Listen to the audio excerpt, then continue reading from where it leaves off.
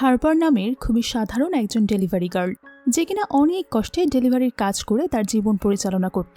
তবে সে ছিল অনেক ভালো মনের একজন মানুষ, যার ফলে সে সবাইকে সবসময় সাহায্য করত।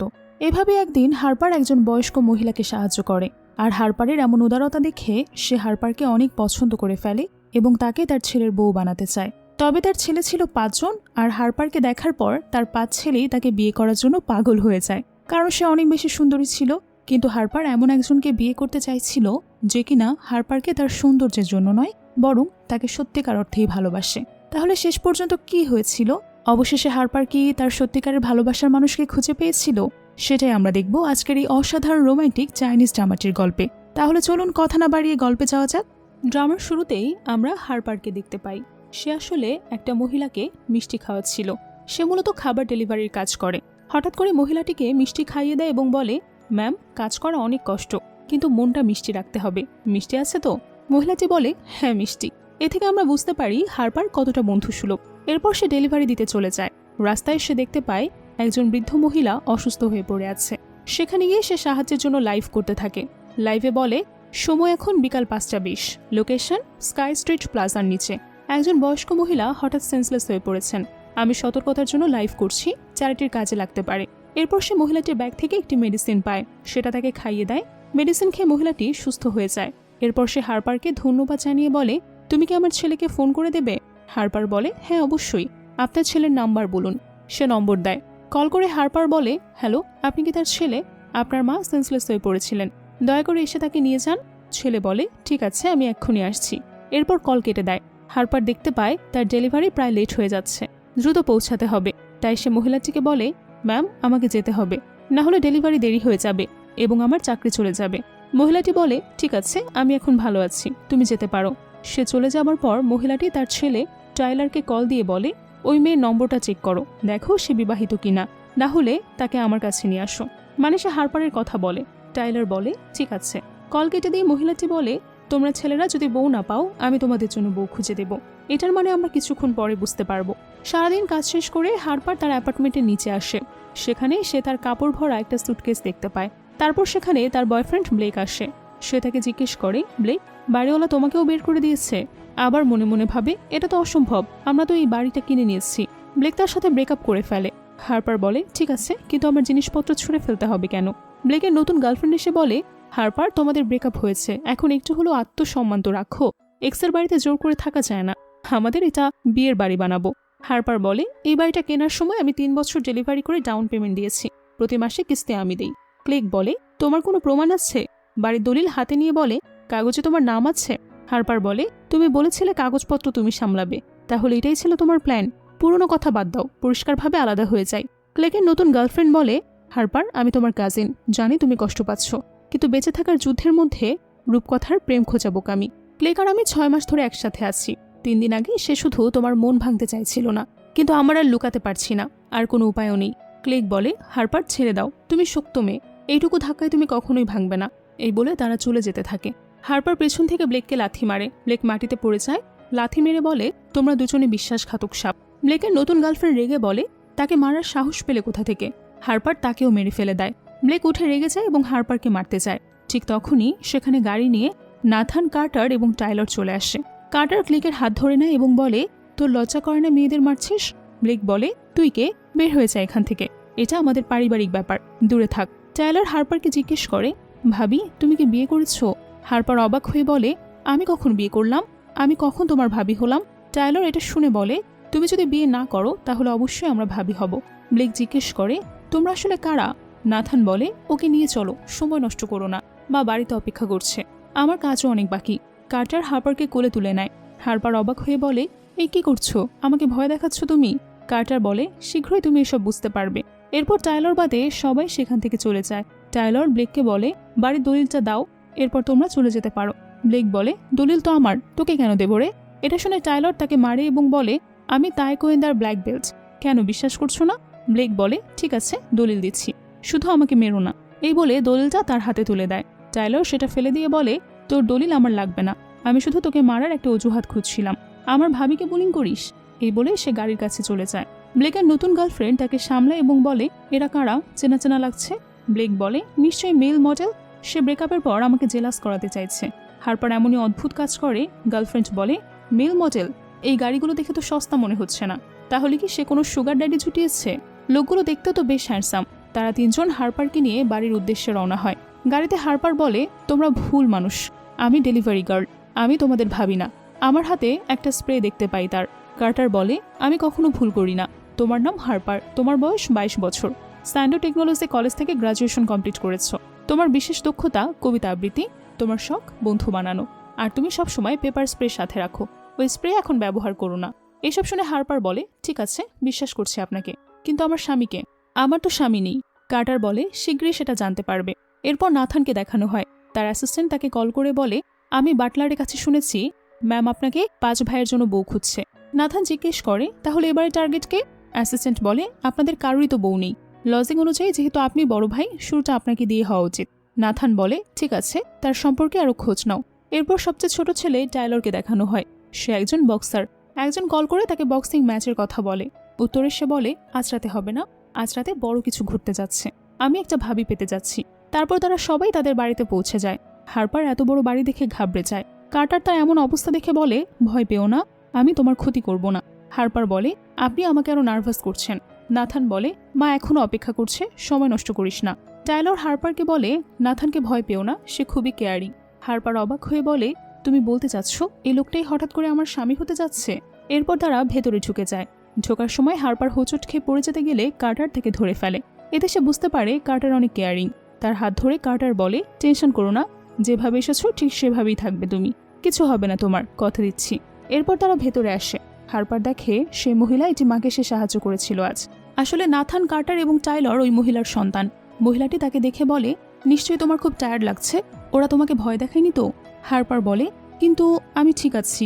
কার্টার বলে, মা আমি তো খুব ভালো ব্যবহার করেছি, নাথানকে বকা দাও, সে রুট ব্যবহার করেছে। নাথান একটু দূরে দাঁড়িয়েছিল। মা তাকে ডাক দিয়ে জিজ্ঞেস করে, নাথান কি করেছো? নাথান এসে বলে, মা 2 ঘন্টার মধ্যে আমার জং সিটিতে ফ্লাইট, একটা প্রজেক্টের সমস্যা সামলাতে হবে। মা তাকে বলে, অন্য কাউকে পাঠাও, একজন বিশেষ অতিথি আছে, সে তোমার কাজের থেকেও গুরুত্বপূর্ণ। নাথান বলে, এটা কাজের ব্যাপার, অপেক্ষা করতে পারবো না। তারপর সেখানে বাকি 2 জন ছেলে আসে। তারা জিজ্ঞেস করে, মা আমাদেরকে তাড়াতাড়ি কেন ডেকে পাঠালে, কি হয়েছে? মা বলে, অতিথি এসেছে। এরপর হারপারকে বলে, চলো বসো আগে। হারপার বলে, ম্যাডাম আমি সারাদিন খাবার ডেলিভারি করছি, প্যান্ট নোংরা হয়ে আছে। মা বলে, টেনশন করো না, পরিষ্কার করা যাবে, বসো তুমি। এরপর সব ছেলেকে লাইনে দাঁড়াতে বলে। সবাই লাইনে দাঁড়ায়। মা হারপারকে বলে, আমি তোমাকে এখানে এনেছি প্রথমত আমার জীবন বাঁচানোর জন্য ধন্যবাদ দিতে, আর দ্বিতীয়ত একটা অনুরোধ করতে। হারপার বলে, কি অনুরোধ বলুন? মা বলে, আমি তোমাকে খুব পছন্দ করেছি। আমার 5টা ছেলে আছে, সবাই সুন্দর আর মেধাবী, কিন্তু ওরা সবাই আনম্যারিড। আমি চাই তুমি একজনকে বেছে নাও তোমার স্বামী হিসেবে, আমার পুত্রবধূ হও তুমি। হারপার হতবাক হয়ে বলে, স্বামী বেছে নিতে হবে? এরপর সবার দিকে তাকায়। প্রথমে সে নিজের খেয়ালে হারিয়ে যায়, উল্টাপাল্টা ভাবে। এরপর সেন্স ফিরে বলে, না না, এটা খুব বেশি হয়ে যাচ্ছে, আমরা তো মাত্রই দেখা করেছি, এটা একদমই ঠিক না। টাইলর মনে মনে বলে, আমি ভেবেছিলাম এটা নাথানের জন্য, আমাকে ওতে জড়াতে হবে নাকি? এটা তো পুরোই ডিস্টার্বিং, আমি বিয়ে করতে চাই না। আরেকটা ছেলে অন্য ছেলেকে বলে, তুমি বললে না এটা ব্লাইন্ডেড, জানলে আমি অজুহাত দিয়ে পালিয়ে যেতাম। সে ছেলে বলে, আমিও এখনই জানলাম, মা ইচ্ছে করে লুকিয়ে রেখেছিলেন, আমি এটা হঠাৎ জেনেছি। মা বলে, বুঝেছি এটা কঠিন, তাহলে তোমরা আগে বন্ধু হয়ে যাও, একটু সময় কাটাও, তারপর দেখা যাবে, কে জানে হয়তো ভালোই লাগবে। এদিকে এসো, আমি পরিচয় করিয়ে দিচ্ছি। এরপর মা একে একে তার ছেলেদেরকে পরিচয় করিয়ে দেয়। সবচেয়ে বড় ভাই নাথান, সে কোম্পানির জেনারেল ম্যানেজার, দেখতে একটু ঠান্ডা স্বভাবের কিন্তু দায়িত্বশীল, স্বামী হিসেবে তোমাকে নিরাপদ রাখবে। এই কার্টার, দ্বিতীয় ভাই, দেখতে অলস লাগলেও আসলে খুব কাজের ছেলে, স্বামী হলেও খুব যত্নশীল হবে। কার্টার নামটা একটু কঠিন, মনে রাখার সুবিধার্থে আমরা তাকে কাট বলবো। চলুন আবার পরিচয় ফিরে যাই। মা বলে, এ জোয়েল, তৃতীয় ভাই, সে একজন আইনজীবী, সতার খুব নিয়ম মেনে চলে, ওকে বিয়ে করলে বিশ্বাসঘাতকতার চিন্তা করতে হবে না। এ হচ্ছে ডেভিড, চতুর্থ ভাই, সে ডক্টর, তার ওসিডি আছে, মানে ঘরের সব কাজ সামলাতে পারবে। ডেভিড হারপারকে বলে, মিলস পরিবারে তোমাকে স্বাগতম, দেখে মনে হচ্ছে তোমার পুষ্টি দরকার, আমি তোমার জন্য স্বাস্থ্যকর খাবার বানাতে পারি। হারপার তাকে ধন্যবাদ জানায়। শেষে মা বলে, এ টাইলার, সবচেয়ে ছোট ভাই, সে কলেজ শেষ করেছে আর 2টা বারের মালিক, সে একটু ছোট মানুষ, কিন্তু তোমরা দুজন একে অপরকে ভালো বুঝতে পারবে। টাইলার বলে, আপু প্লিজ আমাকে বেছে নিও না, আমি এখনো ভালোভাবে জীবনই উপভোগ করতে পারিনি। মা তাকে বলে, হারপার সিরিয়াসলি বেছে নাও, যাকে পছন্দ হয় আমি সেটাই ঠিক করব। হারপার অনেকক্ষণ চিন্তা ভাবনা করে, কিন্তু কিছুই বলে না। এটা দেখে মা বলে, টেনশন করো না, কাউকেই পছন্দ না হলে কোনো সমস্যা নেই, আমি তোমাকে আমার দত্তক মেয়ে বানাবো। টাইলর মজা করে বলে, ছেলেরা সোজা হয়ে দাঁড়াও, হারপার যেন ভালোভাবে দেখে নিতে পারে। হারপার মনে মনে বলে, আমি এখন কি করব, আমি তো পুরোপুরি আটকে গেলাম। নাথান তাকে জিজ্ঞেস করে, সিদ্ধান্ত নিয়েছেন? আমার হাতে সময় কম। অনেকক্ষণ চিন্তা করে হারপার বলে, দুঃখিত ম্যাম, আমি ডিসিশন নিতে পারছি না।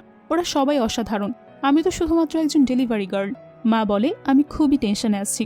দেখো, ওদের কেউই বিয়ে করতে চায় না। আমি চিন্তিত হব না কেন? কাট বলে, মা ওকে বেশি প্রেশার দিও না, অনেক রাত হয়েছে, একটু রেস্ট নিতে দাও। মা বলে, ঠিক আছে। এরপর কাটকে বলে, এখন থেকে হারপারের দায়িত্ব তোর, নিরাপদে সেটেল করে দিবি ওকে।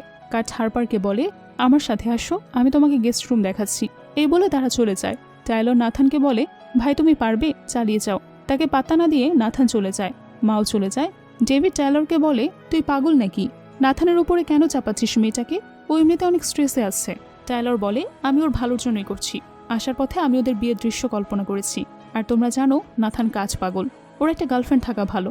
ডেভিড বলে, হঠাৎ বাড়িতে একজন অপরিচিত এলে ও নিশ্চিতভাবে নার্ভাস হবে। টাইলর জিজ্ঞেস করে, কেন? ডেভিড উত্তর দেয়, কারণ সে সবকিছু পারফেক্ট চায়, পরিবর্তন সে সবচেয়ে বেশি অপছন্দ করে। আজ রাতে তার কোনোভাবেই ঘুম হবে না। রাতে নাথান মায়ের কাছে গিয়ে বলে, মা এটা কি খুব বেশি বোকামি না? মা বলে, আমি কোথায় ভুল করলাম? নাথান বলে, তুমি বলেছিলে সে তোমার জীবন বাঁচিয়েছে, কিন্তু জোয়েল প্রতি সপ্তাহে তোমার হেলথ রিপোর্ট দেয়, ওর রিপোর্ট একদম পারফেক্ট। মা বলে, ঠিক আছে, আমি অ্যাক্টিং করেছিলাম, কিন্তু তার দয়ালু মন সম্পর্কে আমার বিচার ভুল হতে পারে না।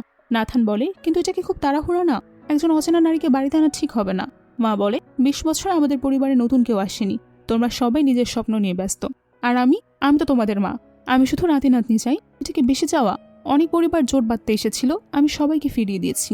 আমি চাইনি তোমরা ভালোবাসা ছাড়া বিয়েতে কষ্ট পাও, কিন্তু তোমরা অন্তত একটু চেষ্টা করতে পারতে। মানুষ খারাপ কথা বলছে। ওরা বলে আমি নাকি এমন ছেলে জন্ম দিয়েছি যাদের নারীদের প্রতি কোনো আগ্রহই নেই। এটা বলে সে কান্না করতে থাকে। নাথান বলে, প্লিজ কেঁদো না মা, দোষটা আমার। ঠিক আছে, বুঝেছি, এখন একটু রেস্ট নাও। এরপর সে সেখান থেকে চলে যায়। সে যাওয়ার পর মা বলে, আমি তো পুত্রবধূই চাচ্ছি, এতে এত সমস্যার কি আছে? এরপর আমরা কাট এবং হারপারকে দেখতে পাই। হারপার নামটা অনেক কঠিন, আমরা এখন থেকে তাকে হাব বলবো মনে রাখার সুবিধার্থে। তো হাব গেস্ট রুম দেখে বলে, ওয়াও, তোমাদের গেস্ট রুমটা বিশাল। কাট বলে, জায়গা বেশি মানে আরাম বেশি। তোমার ফোন নম্বর দাও, কোনো হেল্প লাগলে আমাকে কল দিও। হাব বলে, আজ আমাকে সাহায্য করার জন্য ধন্যবাদ। আমি আগে কখনো এমন সিচুয়েশনে পড়িনি, পুরো হতভম্ব হয়ে গিয়েছিলাম। কাট তার কাছে এসে বলে, কোনটা, নিচে পড়ে যাওয়ার সময়টা নাকি একটু আগে? হাব বলে, তুমি তো ভালোই হিসাব রাখো, ঠিক আছে, 2 বারই। কাট ফান করে বলে, একটা ধন্যবাদ 2টা ঘটনার জন্য, এটা তো একটু ঠকানো হলো, কিন্তু শেষবারটা শুধু মন বাঁচানো ছিল। এরপর কাট আবারও বলে, আমি সিরিয়াস। হাব অবাক হয়ে বলে, তুমি কি বলতে চাও? তুমি আসলে বয়ফ্রেন্ড হতে চাও নাকি? কাট তাকে জিজ্ঞেস করে, তোমার কি আমার প্রতি কোনো অনুভূতি আছে? হাব বলে, পুরোপুরি না, এটা তো আমাদের প্রথম দেখা, ব্লাইন্ডেড। কাট বলে, ওকে, অনুভূতি ধীরে ধীরে তৈরি হতে পারে। হাব বলে, আমাদের মনে হয় না এটা ভালো হবে, তোমাদের পরিবার খুব ধনী, তোমার তো সব আছে। কাট বলে, টেনশন করছো কেন? হাব বলে, কিসের টেনশন? আমি যথেষ্ট ভালো না, এই টেনশন? টাকা দিয়ে মানুষের মূল্য নির্ধারিত হয় না, তাহলে আমি কেন নিজেকে কম মনে করব? কাট বলে, খুবই ভালো কথা, আমি পরে কাউকে দিয়ে তোমার জন্য ড্রেস পাঠিয়ে দেব। এটা শুনে হাব বলে, তোমার মা ঠিকই বলেছিল, তুমি সত্যি অনেক কেয়ারিং, ধন্যবাদ। কাট বলে, আমার সাথে এত ভদ্র হওয়ার দরকার নেই, শুভরাত্রি। এই বলে সে চলে যেতে থাকে। হাব তাকে থামিয়ে দিয়ে বলে, কাট, তুমি কি কাজ করো? কাট বলে, আমার প্রতি আগ্রহী হয়ে পড়েছো নাকি তুমি? হাব বলে, একদমই না, নিজেকে এত বড় ভাবা বন্ধ করো, এটা শুধু অদ্ভুত লাগছে যে সবাই কাজ করে কিন্তু তুমি করো না। কাট বলে, আমি একজন ইনভেস্টর। হাব বলে, আমি একজন ইনভেস্টরকে চিনি, এই ওয়ালফ অফ স্ট্রিট, টাকা দিয়ে টাকা বানায়, শিক্ষিত ভিলেন, কিন্তু শেষ পর্যন্ত তো ঘরেই যেতে খেলোয়াড়রা হারায়। এটা শুনে কাট খুব রেগে তাকায় তার দিকে। হাব মুখে হাত দিয়ে বলে, আমি আসলে তোমার কথা বলিনি। কাট বলে, প্রবলেম নেই, মানুষ আমার সম্পর্কে কি বলে আমি পাত্তা দেই না। এই বলে সে চলে যায়। পরের দিন সকালবেলা হাপের ঘুম ভাঙে। সে সময় দেখে বলে, আমি ডেলিভারিতে দেরি করে ফেলেছি। সে বলে সে দ্রুত বিছানা থেকে উঠবে। এরপর সে মনে মনে ভাবে, গত রাতে কি আমি স্বপ্ন দেখেছি? তারপর আশেপাশে তাকিয়ে দেখে সবই সত্যি। একজন কাজের লোক এসে বলে, ম্যাম আপনি উঠে গিয়েছেন, সকালে কি খাবেন? রান্নাঘরে প্রস্তুত করে দিই। হাব বলে, চিজ স্টিক আর ফ্রাইড ডো স্টিক আছে? মহিলা বলে, হ্যাঁ, ব্যবস্থা করা যাবে। ম্যাম নির্দেশ দিয়েছেন আপনি যা চাইবেন সেটাই দিতে হবে। হাব বলে, ওফ, এত ফর্মাল হওয়ার কোনো প্রয়োজন নেই, না থাকলে যা আছে তাই খাবো।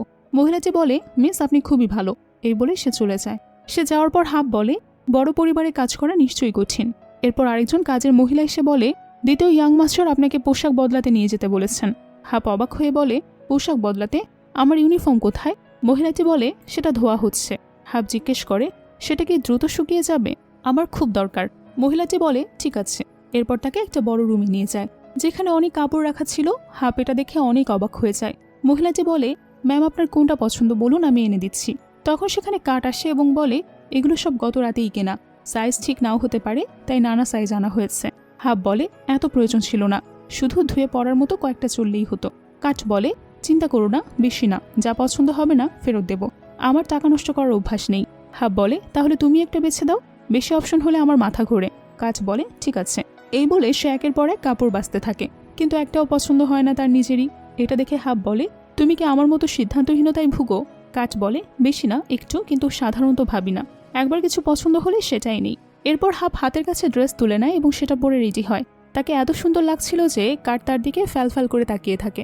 এটা দেখে হাপ বলে, এটা কি একটু অদ্ভুত, আসলে আমি আগে কখনো এমন ড্রেস পরিনি, তাই গায়ে কাটা দিচ্ছে। কাট বলে, তাহলে তুমি চাইলে অন্য কিছু পরতে পারো, সত্যি বলতে এটা তোমার সীমানা, তুমি আরো সুন্দর লাগতে পারো। হাপ বলে, আমার সাথে ফ্লার্ট করো না। কাট বলে, এটা আমার মতামত, শুধুমাত্র সিরিয়াসলি নিও না, আসলে আমার কখনো গার্লফ্রেন্ড ছিল না, তাই আমি এসব ব্যাপারে ভালো না, এমনি বকবক করছি। হাপ বলে, তাহলে চলো অন্য ড্রেস পরি, এটা একটা লাক্সারি লাইফস্টাইল এক্সপিরিয়েন্স হিসেবে ধরো। পরদিন সকালে নাস্তার টেবিলে কাট দেরি করে আসে। সবাই হাপকে নিয়ে কথা বলে। ঠিক তখনই হাপ এবং কাট একসাথে আসে। হাপকে খুব সুন্দর দেখাচ্ছিল। নাথান তখন বিব্রত হয়ে যায়, সেখান থেকে চলে যায়। এরপর তারা নাস্তা করে। কাট হাপের যত্ন নেয়, এটা নিয়ে সবাই ফান করে। এরপর হাপ জয়েলের কাছ থেকে নম্বর নেয়। এটা দেখে কাটের জেলাস ফিল হয়। এদিকে নাথান তার অ্যাসিস্ট্যান্টের মাধ্যমে খোঁজ নিয়ে জানতে পারে হাপ আসলে প্যাট্রিকের মেয়ে, যে কিনা তার বাবার বডিগার্ড ছিল। নাথান তার অ্যাসিস্ট্যান্টকে আরও তথ্য বের করতে বলে। এদিকে হাপ ডেলিভারির জন্য বের হয়। কাট তাকে দেখতে পায় এবং বলে, তোমার সব ডেলিভারি করার কি দরকার? কিন্তু হাপ কিছুতেই মানে না, সে ডেলিভারির কাজই করবে। এজন্য বাধ্য হয়ে কাট বলে, তাহলে আমার গাড়িতে বসো, তোমাকে ড্রপ করে দেই। এরপর হাপ কাটের গাড়িতে করে তার পুরনো বাড়ির সামনে চলে যায়, কিন্তু সেখানে সে তার স্কুটি দেখতে পায় না। এটা দেখে সে কান্না করে দেয়। কাট বলে, সামান্য একটা স্কুটির জন্য তুমি এভাবে কান্না করছো?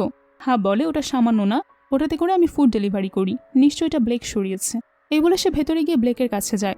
ভেতরে গিয়ে জানতে পারে ব্লেক তার স্কুটার এবং ল্যাপটপ ভাঙড়ি দোকানে বিক্রি করে দিয়েছে। এটা শুনে হাপের তো খুব খারাপ লাগে, সে প্রচণ্ড রেগে যায়। কাট তাকে শান্ত হতে বলে এবং নিজের স্কুটি এবং ল্যাপটপটা উদ্ধারের চেষ্টা করে। এরপর হাপকে সে ব্লেকের সম্পর্কে বলে। সেটাও বলে যে সে তার কেনা একটা বাড়িতে থাকে, এটা ব্লেক জোর করে দখল করেছে। কাটের মাথায় একটা বুদ্ধি আসে, সে জয়েলের কাছে নিয়ে যায় হাপকে এই ব্যাপারে কথা বলার জন্য। জয়েল সবকিছু ডিটেলে শোনে এবং সাহায্য করতে রাজি হয়ে যায়। এরপর হাপ জয়েলের ফি জানতে চায়, কারণ সেটা বিনা টাকায় করতে চায় না। জয়েল বলে, সাধারণত আমি $2 লাখ নিই, কিন্তু এটা তো ছোট্ট কেস, তাই এটা আমার টিমমেটকে দিয়ে করাবো, সে $600 করে দেবে। হাপ এটা শুনে খুশি হয়ে বলে, যাক, আমি এটা দিতে পারবো। এরপর কাট তার স্কুটি এবং ল্যাপটপ উদ্ধার করে দিতে সক্ষম হয়। হাপ তার স্কুটি এবং ল্যাপটপ পেয়ে অনেক খুশি হয়। খুশিতে সে কাটকে জড়িয়ে ধরে বলে, আমি আপনার সম্পর্কে আরও জানতে চাই। দূর থেকে তাদেরকে এমন অবস্থায় টাইলর দেখে ফেলে। হাপও এটা দেখে। আমরা বুঝতে পারি টাইলরের মন খারাপ হয়ে গেছে, কারণ সে তার বন্ধুদের কল দিয়ে বলে আচ্ছা অনেক ড্রিঙ্ক করতে চায়। এদিকে নাথান অফিসে বসে পুরনো কথা ভাবতে থাকে। নাথানের বাবা মারা যাওয়ার পর হাপ এবং তার মা নাথান এবং তার মায়ের কাছে এসেছিল। হাপের বাবা পেট্রিক নাথানের বাবার বডিগার্ড ছিল। নাথানের বাবা মারা যাওয়ার পর তাকেও আর পাওয়া যায়নি। তিনি নাথানের বাবার বডিগার্ড এবং ড্রাইভার ছিল, আর নাথানের বাবা গাড়ি অ্যাক্সিডেন্টে মারা যায়। পেট্রিক তার বাবাকে বাঁচাতে ব্যর্থ হয়েছিল, তাই নাথান তাদের ফ্যামিলির উপর রেগেছিল। সিন বর্তমানে চলে আসে। নাথানের অ্যাসিস্ট্যান্ট তাকে জানায় হাপের বাবা বেঁচে আছে, কিন্তু সে তার নাম পাল্টে নিয়েছে। নাথান তাকে পেট্রিকের উপর নজর রাখতে বলে। পরদিন হাপ তার ল্যাপটপে সব স্ক্রিপ্টের ফাইল খুঁজে পায়। সে অনেক বেশি খুশি হয়। কাট জিজ্ঞেস করে, তুমি তোমার স্ক্রিপ্ট নিয়ে কাজ করতে চাওনি কখনো? হাপ বলে, আমার বেস্ট ফ্রেন্ড অ্যালাইস মুভিতে কাজ করে, সে আমার একটা স্ক্রিপ্ট কিনেছে, বলেছে আমার লেখা ভালো। কাট সে স্ক্রিপ্টটা দেখে এবং তার খেয়াল হয় এই স্ক্রিপ্টের মুভিতে সে ইনভেস্ট করেছে। কাট হাপকে জিজ্ঞেস করে সে প্রতি স্ক্রিপ্টে কত পায়। হাপ বলে, বেশি না, $600। কাট পুরো বিষয়টা বুঝতে পারে যে হাপের স্ক্রিপ্টের অভাব কিভাবে চুরি হচ্ছে। সবকিছু বুঝতে পেরে কাট একজনের সাথে দেখা করে, যার মাধ্যমে সে মুভিতে ইনভেস্ট করেছিল। তাকে গিয়ে সে আরেকটি মুভিতে ইনভেস্ট করার কথা বলে। এদিকে নাথান মায়ের কাছে আসে। সে এসে জানতে পারে তার মা কাট এবং হাপের এঙ্গেজমেন্টের আয়োজন করেছে। তখন নাথান মাকে জানায় যে হাপ পেট্রিকের মেয়ে, কিন্তু সে অবাক হয়েছে এটা শুনে যে তার মা আগে থেকে এটা জানতো। এরপর অ্যালাইস কল করে হাপকে বলে তার নতুন আরেকটা স্ক্রিপ্ট লাগবে 3 দিনের মধ্যে। নতুন অর্ডার পেয়ে সে অনেক খুশি। কাটকে সেটা জানায়। কাট আবারও তার জন্য নতুন ল্যাপটপ কিনে আনে। এটা পেয়ে সে তো আরও খুশি। এরপর সে যখন সকালে দৌড়াতে বের হবে, তখন কাটের মার 3 জন বান্ধবী আসে। তারা একসাথে অনেক বেশি ঠাট্টা করে। তারপর একজন হাপকে দেখিয়ে জিজ্ঞেস করে, এই মেয়েটাকে? কাটের মা বলে, এটা কাটের হবু বউ।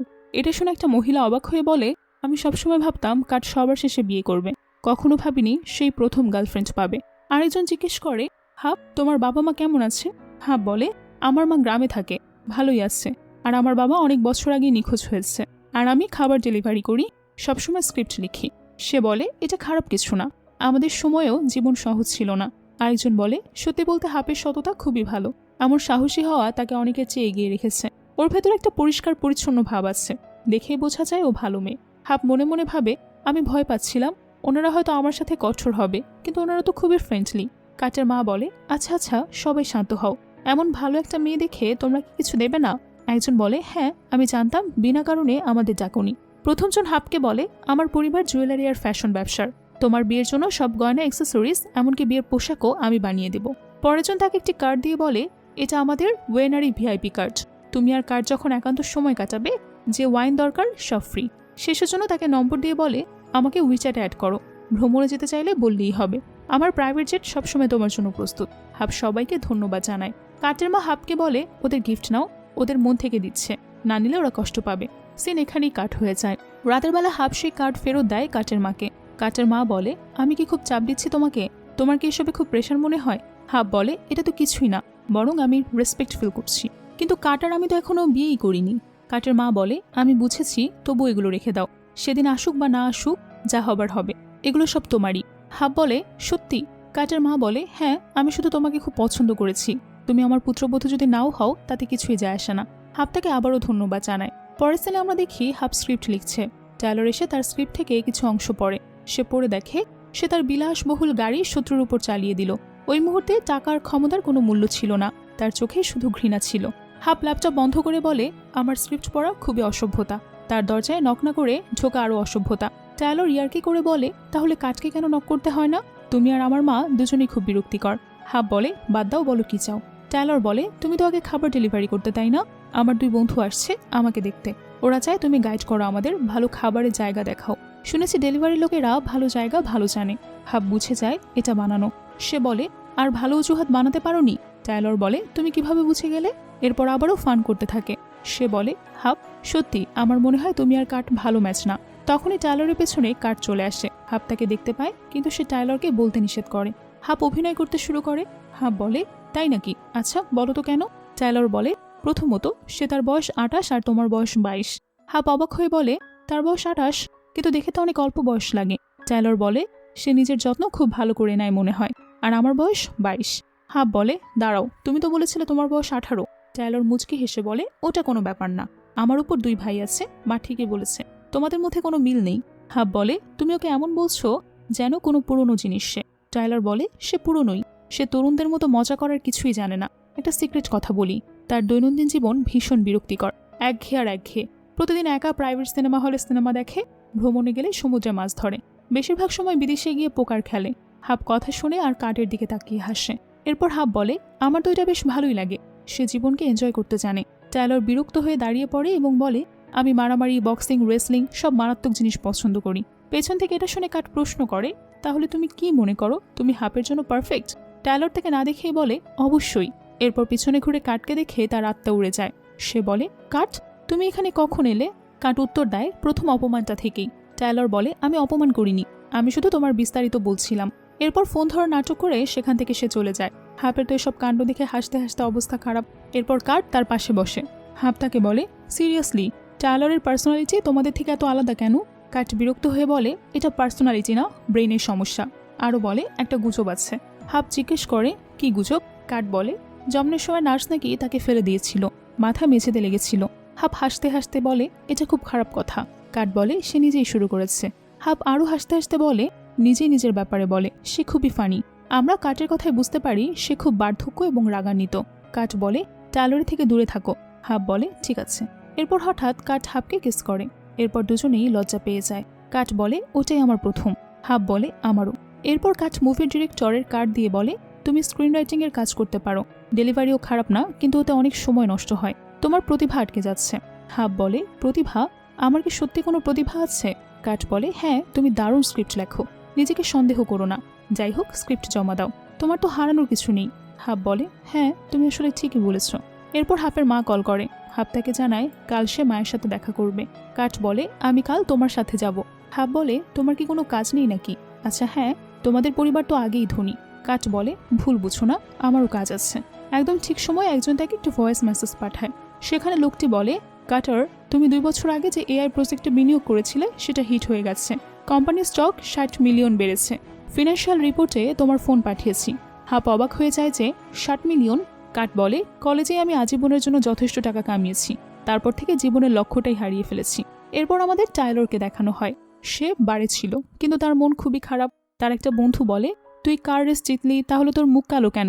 কয়েকদিন আগেও দেখলাম একা একা মদ খাচ্ছিস, কিছু তো একটা হয়েছে, তুই আমাদের কিছুই বললি না। আরেক বন্ধু বলে, সেদিন শুধু ছেলেদের পার্টি ছিল, পরের বার আমি কয়েকটা মেয়েকে ডাকবো, তোকে সঙ্গ দেব। প্রথম বন্ধুটা বলে, কিন্তু টাইলর তো মেয়েদের পছন্দ করে না। কিন্তু টাইলর তাদের কোনো উত্তরই দেয় না।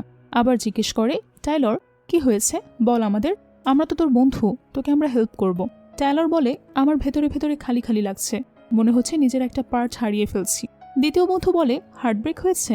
প্রথম বন্ধু বলে, আমি জানি ওই সব নিয়ে মাথা ঘামায় না। এরপর টাইলরকে বলে, তুই পাগল হয়ে গেলি নাকি? টাইলর বলে, হ্যাঁ, মনে হয় আমাকে ছেড়ে দিয়েছে। প্রথম বন্ধু অবাক হয়ে বলে, তোর কখন গার্লফ্রেন্ড ছিল? টাইলর বলে, ছিল না, ও শুধু আমার মাথায় ছিল। প্রথম বন্ধু বলে, সত্যি এমন কোনো মেয়ে থাকতে পারে যাকে তুই পাসনি? দ্বিতীয় বন্ধু বলে, হ্যাঁ দাঁড়া, আবার বলিস না সে বিবাহিত, এত কিছু যায় আসে না। একটা কথা আছে, সে সিঙ্গেল হলে পুরো দুনিয়া তোর প্রতিদ্বন্দ্বী, আর যদি দখল করা থাকে তাহলে শুধু একজন প্রতিদ্বন্দ্বী। এই কথা বলে তারা দুজন খুব বেশি পরিমাণে হাসতে থাকে। তখন প্রথম বন্ধু বলে, ওটা তো একদম লজিক্যাল। টাইলর বলে, কিন্তু এটাই সমস্যা, আমার প্রতিদ্বন্দ্বী আমার বড় ভাই কাট। বন্ধু হতভাব হয়ে বলে, তুই কাটের বউকে পছন্দ করিস, মানে নিজের ভাবিকে? তুই ঠিক আছিস তো? কি বলছিস এসব? টাইলর বলে, সে তো আমার হবু বউ হওয়ার কথা ছিল, আমি দেরি করে ফেলেছি, তখন বেশি ইম্পর্টেন্স দেইনি। এই নিয়ে সে অনেক আফসোস করতে থাকে। সে অনেক ড্রিঙ্ক করে। এরপর আমাদের ব্লেক এবং ডেইজির বিয়ের অনুষ্ঠান দেখানো হয়। সেখানে ক্লারা বা হাপের মা ছিল। ওয়েন্ডি তাকে বলে, ক্লারা, তুমি তো বিয়ের সময় ব্রেসলেট পেয়েছিলে, আজ কেন পরনি সেটা? আজ বরকনের বাবা মা আসছে, পরিবারকে লজ্জায় ফেলতে পারি না। ক্লারা বলে, যদি এসব নিয়ে টেনশন থাকে তাহলে আমাকে আমন্ত্রণ জানালে কেন? এরপর আরও বলে, ক্লেক আর হাপ ছোটবেলা থেকে বড় হয়েছে, গ্রাজুয়েশনের পর 1 বছরের বেশি ডেট করেছে, হঠাৎ জেজির সাথে বিয়ে, এর মানে কি? ওয়েন্ডি তাকে বলে, ক্লারা সত্যিকারে ভালোবাসা সবকিছু জয় করে নেয়, ক্লার্ক তো হাপের লেভেলেরই না, তো ডেইজির দোষ কি? আরেকজন ক্লারাকে বলে, শান্ত হও, আজ ডেইজির বড়দিন, ব্যস্ত হয়েও না, না হলে বাইরের লোকজন আমাদের পরিবার নিয়ে খারাপ কথা বলবে। আরেকজন বলে, ওয়েন্ডি, পেট্রিক নিখোঁজ হওয়ার পর মিলস পরিবার ক্লারাকে অনেক টাকা দিয়েছিল, শুনেছি তোমার স্বামী ব্যবসার জন্য সে টাকা ধার নিয়েছিল। ওয়েন্ডি বলে, আজে বাজে কথা বলবে না, ওটা ক্লারার বিনিয়োগ ছিল কেভিনের ব্যবসায় সাহায্য করার জন্য, পরিবারের সাপোর্ট ছিল, আর পরে কেভিনও ওদের সাহায্য করেছিল। ক্লারা বলে, ওটা সাহায্য ছিল না, আমাদের কাছ থেকে নেওয়া ঋণ ছিল, 10 বছর হয়ে গেছে, 1 টাকাও ফেরত দেয়নি। ওয়েন্ডি বলে, ক্লারা, আজ ডেইজির বড়দিন, এমন বাজে কথা তুলতেই হবে? তুমি শুধু হিংসা করছো, কারণ আমরা এখন সফল। অনুষ্ঠানের বাইরে একটি দামি গাড়ি আসে। ওয়েন্ডি বলে, আজ আমি সেই রাতে হারানো সব সম্মান ফিরিয়ে নিব, ওটা নিশ্চয়ই আমার শ্বশুরবাড়ির লোকজনের গাড়ি, চলো গিয়ে দেখি। তারা সবাই গাড়ির কাছে চলে যায় দেখার জন্য। অনেকে ভিড় করে। ভিড়ের মধ্যে একজন বলে, এটা অনেক দামি গাড়ি, এটার দাম কত হতে পারে? নিশ্চয়ই অনেক বেশি। সবাই ভাবছিল এই গাড়িতে ব্লেক আসছে, কিন্তু গাড়ি থেকে কাট এবং হাপ নেমে আসে। এটা দেখে সবাই হতবাক হয়ে যায়, বিশেষ করে ডেইজি এবং ওয়েন্ডি। তারপর সেখানে ব্লেক আসে একটি কম দামি গাড়ি নিয়ে। ডেইজি এতে প্রচণ্ড বিরক্ত হয়, লোকেরা তুলনা করতে থাকে। তখন ব্লেক বলে, কাট তো ভাড়া করা অভিনেতা, ওর সবকিছুই নকল, গাড়িটাও নকল, সব সাজানো মিথ্যা নাটক। এটা শুনে ওয়েন্ডি হাপকে অনেক আজে বাজে কথা বলতে থাকে। সবাই তাদেরকে ভুল বোঝে। কাট হাপের কাছে ক্ষমা চেয়ে বলে, আমার জন্য তোমাকে অপমানিত হতে হচ্ছে। হাপ বলে, এটা তোমার কি দোষ? এরপর সে মাকে বলে, ওরা মিথ্যা কথা বলছে, চলো আমরা এখান থেকে চলে যাই। তখনই কাট কাউকে কল করে তার সাথে দেখা করতে বলে। এরপর সেখানে হোটেলের ম্যানেজার আসে এবং ব্লেকের মেম্বারশিপ কার্ড চুরি করে। এজন্য তাকে $6000 ফাইন করে। ফাইন দিতে না পারলে তাকে জেলে যেতে হবে। কিন্তু তার পক্ষে $6000 দেওয়াটা সম্ভব ছিল না, তাই সে সবার কাছে টাকা চাইতে থাকে যাতে তাকে জেলে না যেতে হয়। কিন্তু কেউ তাকে টাকা দেয় না। ওয়েন্ডির কাছে টাকা চাইলে সে বলে, টাকা চাইছো কোন মুখে? আমরা তো এখনো তোমার বিরুদ্ধে ভুয়া বিয়ের জন্য মামলাই করিনি, এটা তোমার ভাগ্য। এরপর ব্লেক কান্না করতে করতে বলে, হাপ, আমি ভুল করেছিলাম, জানি আমি বড় ভুল করেছি, দয়া করে আমাকে সাহায্য করো। আগের সম্পর্কের কথা ভেবে মিস্টার কাট মিলসকে আমার জন্য একটু অনুরোধ করো। 6000 তো তার কাছে কিছুই না, প্লিজ সাহায্য করো। হাপ বলে, যেদিন তুমি আর ডেইজি আমাকে আমার কোনো অ্যাপার্টমেন্ট থেকে বের করে দিয়েছিলে সেদিন থেকেই আমাদের কোনো অতীত নেই। আর যখন তুমি আমার প্রিয় স্ক্রিপ্টটা আবর্জনার মতো ফেলে দিয়েছিলে তখন থেকে তোমার জন্য আমার মনে শুধু ঘৃণা ছিল। একজন ডেইজিকে বলে, ডেইজি, যাই হোক সে এখন তোমার বয়ফ্রেন্ড, এত নিষ্ঠুর হয়েও না। আরেকজন বলে, হ্যাঁ, 6000-এর জন্য বিয়েটা নষ্ট করা ঠিক না। ডেইজি বলে, অসম্ভব। এই বলে সে এবং তার মা সেখান থেকে চলে যায়। ব্লেক বকাবকি করে এবং বলে, তোমরা দুজনেই নির্দয়, আমি মন দিয়েছিলাম তোমাকে। কাট হোটেল ম্যানেজারকে বলে, আজই ওকে টাকা দিতে হবে, না হলে ও এখান থেকে যেতেই পারবে না। হোটেল ম্যানেজার বলে, জি স্যার। এরপর তার লোকদেরকে দিয়ে ব্লেককে ধরে নেয়। ব্লেক বলে, ওকে, তোমার কেন এত বাধ্য? হোটেল ম্যানেজার বলে, উনি হোটেলের দ্বিতীয় সবচেয়ে বড় শেয়ার হোল্ডার। ব্লেক বলে, তাতে কি, মালিকের নম্বর দাও, আমি অভিযোগ করব। ম্যানেজার বলে, আমি মনে করি সেটা কোনো ভালো আইডিয়া না, কারণ আমাদের বস ওর বড় ভাই। এটা শুনে ব্লেক একদম শান্ত হয়ে যায়। এটা জেনে হাব ভাবে ওদের পরিবার তো ভীষণ ধনী, এটার খবর নাথান দেখেছিল। তখন তার অ্যাসিস্ট্যান্ট বলে, আমি জানতে পেরেছি মিস হাপের কাজিনের বাবা মা তখন মিলস পরিবারে যে ক্ষতিপূরণ দিয়েছিল সেটা আত্মসাৎ করেছিল এবং ফেরত দেয়নি। নাথান বলে, এটি কি সত্যি? অ্যাসিস্ট্যান্ট আরও বলে, মিস হাপ 3 বছর খাবার ডেলিভারি করে পুরনো ফ্ল্যাট কেনার জন্য টাকা জমিয়েছিল, কিন্তু তার এক্স বয়ফ্রেন্ড সেটা চুরি করেছে। নাথান তাকে বলে, আইনি টিমকে বলো বিষয়টা সামলাতে, টাকাটা ফিরিয়ে আনো। অ্যাসিস্ট্যান্ট বলে, ঠিক আছে, আমি দেখছি এটা। নাথান আরও বলে, পেট্রিক আমার বাবার মৃত্যুর সাথে জড়িত ছিল কিনা সেটা যাই হোক, এই টাকা মিলস পরিবার দিয়েছিল, এটা ইভান্স পরিবারের প্রাপ্য। এরপর সেখানে জ্যাকাল আসে। নাথান তাকে জিজ্ঞেস করে, পেট্রিকের কোনো খবর? জ্যাকাল বলে, লোকটা কাউন্টার সার্ভেলেন্সে বেশ চালাক, তবুও আমাদের চেষ্টা বৃথা যায়নি। রেভেন ফিরে আসার পর ওর কাজকর্ম লুনা ডিস্ট্রিক্টে বেশি ছিল। নাথান তখন জিজ্ঞেস করে, এটা কি মিলস এস্টেট? জ্যাকাল বলে, হ্যাঁ, সে তোমার দ্বিতীয় চাচা অ্যালেক্স মিলস আর খালা ভিভিয়ান মিলসকে অনুসরণ করছে। নাথান বলে, খোঁজ চালিয়ে যাও, ওদের উদ্দেশ্যটা বের করো। জ্যাকাল বলে, ঠিক আছে। অন্যদিকে কাট, হাব এবং ক্লারা একটি রেস্টুরেন্টে যায়। ক্লারা বলে, এই জায়গাটা নিশ্চয়ই খুবই দামি, আমরা যে কোনো জায়গায় একটু খেয়ে নিতে পারতাম, টাকা নষ্ট করো না। কাট বলে, টেনশন করো না, আমি এখানে শেয়ার হোল্ডার, এখানে সব ফ্রি। ক্লারা বলে, ও তাহলে ঠিক আছে, আজকের জন্য ধন্যবাদ। কাট বলে, মিসেস ইভান্স, আমি হাপের বয়ফ্রেন্ড, এটুকু তো করতেই পারি। ক্লারা জিজ্ঞেস করে, তোমরা কি সত্যি একসাথে আছো? হাব কিছুটা বিব্রত হয়ে যায়। কাট বলে, হ্যাঁ, আমরা একসাথে আছি। হাব বলে, টেনশন করবেন না, আমার ভালো ব্যবহার করে সবকিছু জয় করে নিব। ক্লারা জিজ্ঞেস করে, কাট, তোমার শেষ নাম মিলস, তাই না? কাট বলে, হ্যাঁ, মিলস আমার পদবি। এটা শুনে ক্লারা কেমন একটা আতকে উঠে দাঁড়িয়ে পড়ে। হাব জিজ্ঞেস করে, কি হয়েছে? কাটও জিজ্ঞেস করে, মিসেস ইভান্স, আমি কি কিছু ভুল বললাম? ক্লারা বিব্রত হয়ে বলে, না না, আমি শুধু একটু টায়ার্ড, আমার খিদে নেই, দুঃখিত, আমাকে গ্রামে যাওয়ার শেষ বাস ধরতে হবে, আমি যাই। এই বলে সে চলে যেতে থাকে। হাব তাকে থামিয়ে বলে, মা, কি হয়েছে? ক্লারা বলে, আজ থেকে তোমার বাবার বিষয়টা কাউকে বলবে না, এমনকি তোমার বয়ফ্রেন্ডকেও না, আমাকে কথা দাও। হাব কিছুই বুঝতে পারে না, তবুও বলে, ঠিক আছে। রাতের বেলা হাব স্ক্রিপ্ট লেখা শেষ করে কল দিয়ে অ্যালিসকে বলে, আমি প্রথম ড্রাফট শেষ করেছি, ইমেল পাঠিয়েছি, আমার মনে হয় এটা খুব ভালো হয়েছে। অ্যালিস বলে, ঠিক আছে, এখন বিশ্রাম নাও, টেনশন করো না, তোমার লেখা পারফেক্ট না হলেও আমি এডিট করে নিব, আমি তোমার সবচেয়ে বড় সাপোর্টার। হাব খুশি হয়ে বলে, ঠিক আছে, ধন্যবাদ, আমি খুবই ক্লান্ত, ঘুমাতে যাচ্ছি। কল কেটে সে বিছানার দিকে যেয়ে মাথা ঘুরে পড়ে যেতে চায়। কাট এসে তাকে ধরে নেয় এবং বলে, কত রাত জেগে কাজ করছো, নিজেকে এত বেশি প্রেশার দিচ্ছ কেন? হাব বলে, আমাকে টাকা উপার্জন করতে হবে, আমি তো সারা জীবন বেকার থাকতে পারি না, তাই না?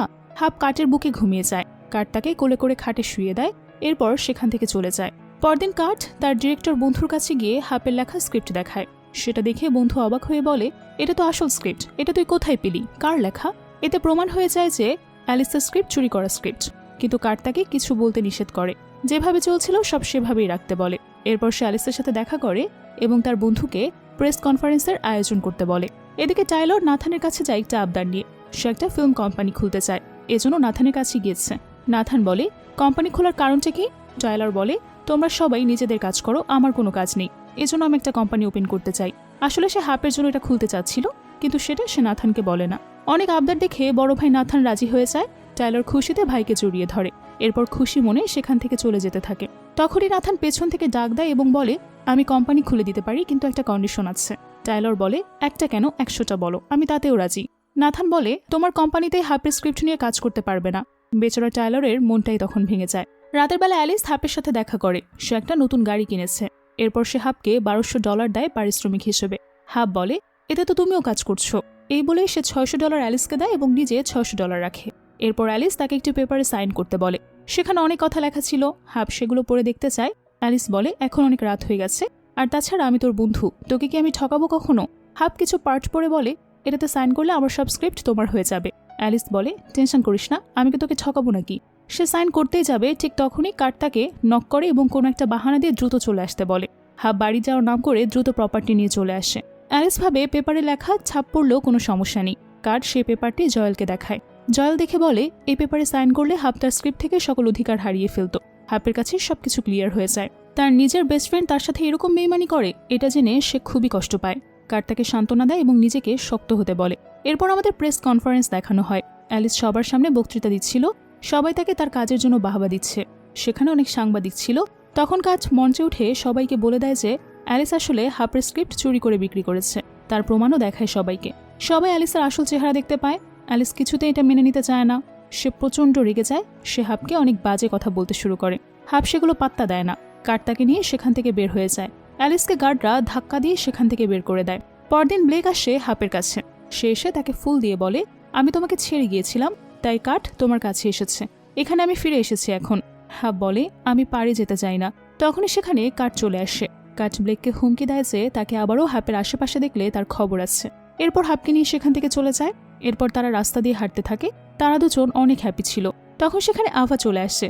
আভা কাটের কোনো একটা রিলেটিভ, সম্পর্কে কাটের বোন হয়। কাট আভাকে হাপের সাথে পরিচয় করিয়ে দেয়। আমরা দেখি আভা কাট এবং হাপকে একসাথে দেখে কিছুটা জেলাস হয়। বিরক্ত হয়ে সে সেখান থেকে চলে যায়। সে যাওয়ার পর কাট হাপকে বলে, সে আমাকে পছন্দ করে, কিন্তু আমার তার প্রতি কোনো ইন্টারেস্ট নেই। হাপ ইয়ার্কি করে বলে, তাহলে তোমার কার প্রতি ইন্টারেস্ট আছে?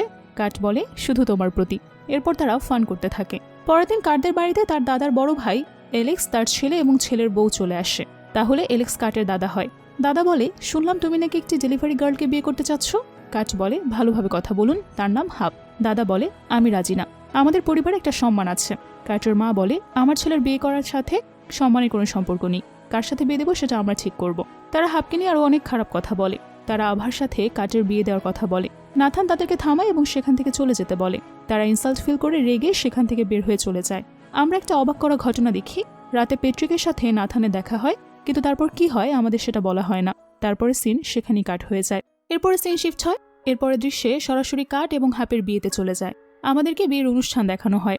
সব ভাইরা হাপকে গিফট দেয়। প্রথমেতে দামি দামি গিফট দেখে সে নিতে চায় না, কিন্তু কাটের মায়ের কথাতেই সে সেগুলো অ্যাকসেপ্ট করে নেয়। কাট তাকে রিং দিয়ে প্রপোজ করে। তখনই হঠাৎ সেখানে দাদু এলেক্স এবং তার পরিবার চলে আসে। তারাই সেখানে খুব বাজেভাবে সিন ক্রিয়েট করে, রিয়্যাক্ট করে। এক পর্যায়ে দাদু বলে, হাপের বাবা পেট্রিক, যে কিনা আমার ভাতিজাকে অর্থাৎ কাটের বাবাকে 15 বছর আগেই মেরে ফেলেছে। ঠিক তখনই সেখানে নাথান পেট্রিককে নিয়ে চলে আসে। হাপ তার বাবাকে দেখে অনেক বেশি ইমোশনাল হয়ে যায়। এই সিনটাতে খুব বেশি ইমোশন জড়িত ছিল। পেট্রিক সবাইকে একটা ভয়েস রেকর্ড শোনায়, যেখানে অ্যালেক্সের ছেলের বউ ভিভিন একজন সিরিয়াল কিলারকে ভাড়া করেছে কাটের বাবাকে মারার জন্য। সবার সামনে সত্য ঘটনাটা প্রকাশ পায়। এলেক্স এবং তার ছেলের সব দোষ ভিভিনের ঘাড়ে চাপিয়ে দিতে চায়, কিন্তু পুলিশ এসে তাদের সবাইকে ধরে নিয়ে যায়। এরপর হাপ তার বাবাকে জড়িয়ে ধরে কাঁদতে শুরু করে। পেট্রিকও কান্না করে। সবাই কান্না করছিল। এরপর পেট্রিক হাপকে বলে, আমি দেরি করেছি আসতে, কিন্তু ঠিক তোমার খুশির মুহূর্তেই চলে এসেছি। দেখো, কান্না করছো কেন? আজকে না শুভ দিন, যাও তোমার সুখের জীবনটা আজকে থেকেই শুরু করো। এরপর দেখা যায় কাট আবারও হাপকে সবার সামনে সুন্দরভাবে প্রপোজ করে, আর হাপও সঙ্গে সঙ্গে বিয়ের জন্য রাজি হয়ে যায়। কাট তাকে একটা ওয়েডিং রিং পরিয়ে দেয় এবং তাকে কিস করে।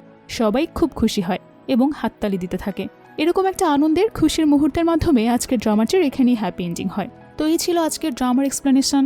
কেমন লাগলো আজকের ড্রামাটি? আশা করি সবার খুব খুব খুব ভালো লেগেছে। আমার কাছে তো বেশ ভালো লেগেছে। এরকমই সুন্দর সুন্দর ড্রামা দেখতে চাইলে আমাদের চ্যানেলটি অবশ্যই সাবস্ক্রাইব করে রাখবেন। আপনাদের কোনো পছন্দের ড্রামা থাকলে জানিয়ে দিতে পারেন কমেন্ট বক্সে। চেষ্টা করব আপনাদের পছন্দের ড্রামা নিয়ে আবারও হাজির হতে। এতক্ষণ সঙ্গে থাকার জন্য অসংখ্য ধন্যবাদ জানিয়ে আজকের মতো বিদায় নিচ্ছি।